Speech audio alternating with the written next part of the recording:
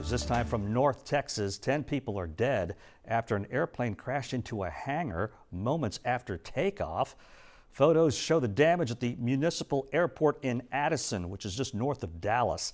The plane reportedly is a twin-engine Beechcraft King Air, and the company says the plane can seat nearly a dozen people. Federal investigators say the entire plane was destroyed by fire and there were no survivors.